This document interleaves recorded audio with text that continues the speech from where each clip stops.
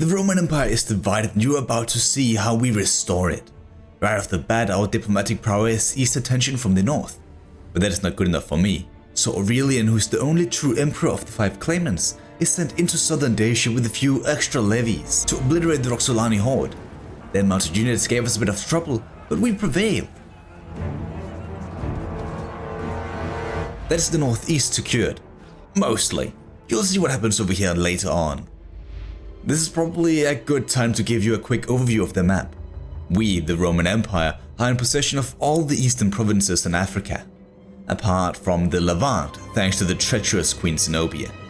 I expect the Roman governors of Egypt, Galatia and Lydia to deal with both her and the Sassanids. But a more manageable situation for you and I is in the west. Out there only one man has declared himself emperor. Well, with the support of the 3 other governors out there, I'm gonna refer to them as the Greens. Oh, and the Roman Senate is also trying to restore the Republic, operating out of Italy. So we, the Roman Empire, have lost Rome. At least we only have to worry about 2 barbaric tribes in the north instead of 4, thanks to our initial moves. While Aurelian attacked Dacia, we also built up 2 other armies to retake our lost capital. They are still quite weak, but as the Senate is already attacking Noria, we are forced into deploying our legions ahead of schedule. This is not something only you and I realized, but the Germans too, meaning their hordes greatly wound one of our armies. However, our unusual superiority in terms of mounted units is enough to repel their invasion. Realizing we most likely slaughtered their entire army, we deviate from our plan and subjugate the Germanic tribe. This means we can't save Noria, or Illyria for that sake, as the Senate also launched an amphibious assault there. This might seem terrible and all, with us losing on the western front. But as you might have guessed, Aurelian and his soon-to-be complete legion is back on the front lines to lead the defense of the empire.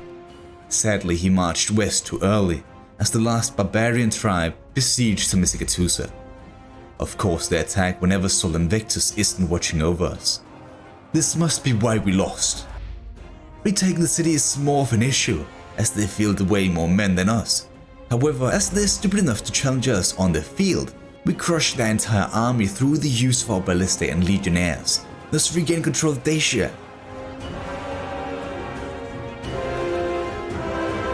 This army will stay here for the rest of the entire war to protect our border. And I promise you this, it is needed. However, we are gonna leave that front be for now, because this obviously means Aurelian has to deal with the Senate invasion all by himself. This proved to be much more challenging than expected. If we move to one area, they'll just attack somewhere else. So after a bit of back and forth and us only losing ground, we decided to act. After liberating Noria, we split our army in 2. This gives us way more flexibility to maneuver. But before they can part ways, they have to unitedly crush the Senate army at Siscia. After that, one army will march south along the Illyrian coastline to retake the towns contested by the Senate, which has expanded all the way down to Greece. Once done, they will sail for Brundisium and hit the Senate from the south, while Aurelian is gonna move for Cisalpine and try to reach Rome from there. However, there's a race going on to be the first to reach Rome, and currently we are losing, with the Gallic Roman Emperor Tetricus already in Latium. Well, we are not that far behind. I did mention we were mustering 2 armies to march for Rome, right? I'm referring back to before we actually battled the German tribes. Well, basically we made a combined naval and land assault from Africa into Sicily, but without any Senate armies to protect them. The town surrendered before any fighting could take place. Seeing how easy this was, we divided our armies into 2 groups once again, so the other islands can be occupied and at the same time march for Rome.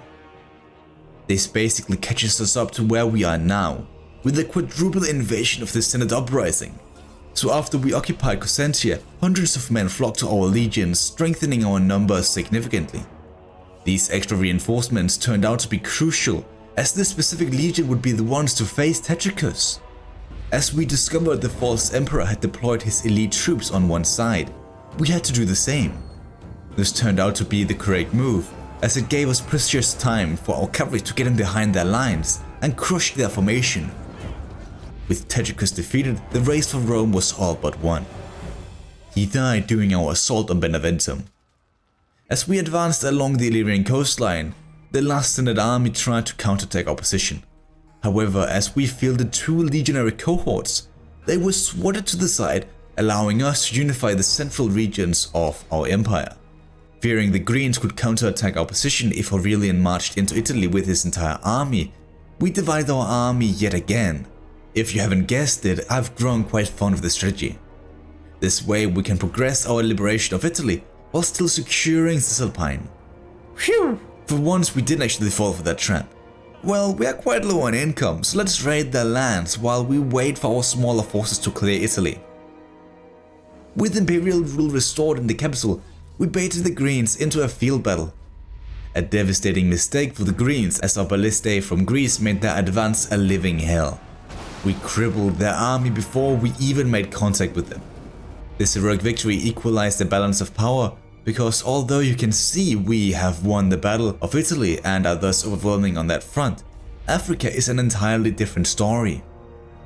First of all, the entirety of Mauritania has fallen to the Greens. Second, Numidia wants to be this annoying rebellious child and attacked our African holdings. But after realizing the Iberian governors didn't stop the advance on them, they came crawling back.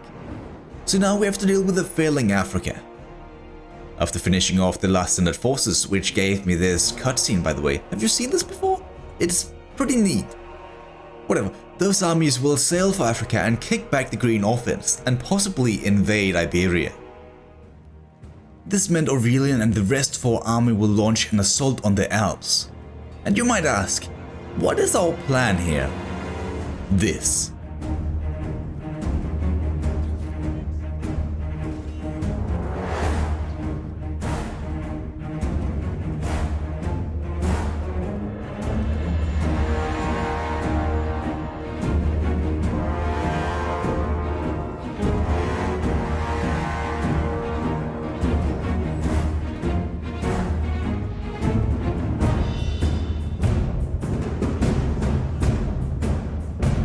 With Alpine control plus a few large settlements in Gaul, we have dealt a significant blow to the Greens. This basically led to the collapse of all the Gallic provinces of the Green Alliance. It was both swift and beautiful at the same time. This turned out to be incredibly intimidating for even the Sassanids all the way down in Mesopotamia, leading to them submitting to our rule. Bet you didn't see that coming, huh? Back down in Africa, confrontation is about to begin, just in time as well, as the Numidian governor has failed to hold the line. However, as you can see, our savior of a legion makes a breakthrough at Lambasis. We then double our tempo by performing our signature move and push from 2 angles. As we reach Cartenas, our imperial rule reaches its maximum capacity. Goddamn. This checkpoint fits perfectly with the complete occupation of Gaul and oh no. To make matters worse, the Britannic legions makes desperate counterattack at the same time. This is probably one of the largest amphibious assaults I've ever seen. But as you can see here, we've already fortified our position so tight the Greens won't be able to enter the town. The gaps between the units are intentional, as it allows us to sneak our reserves in behind the alliance to outflank the attackers.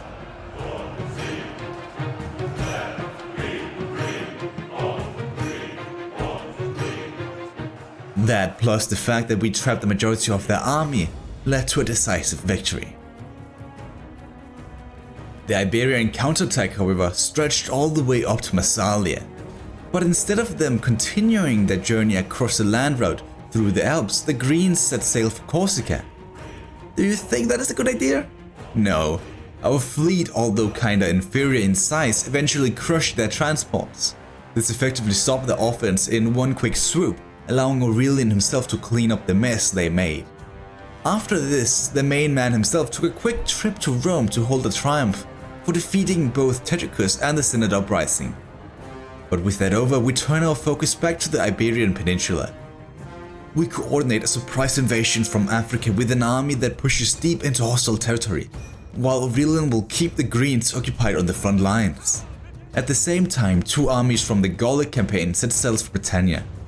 They meet little to no resistance after having bitch-slapped their entire counter-attacking force a few turns ago. And the rest? Well...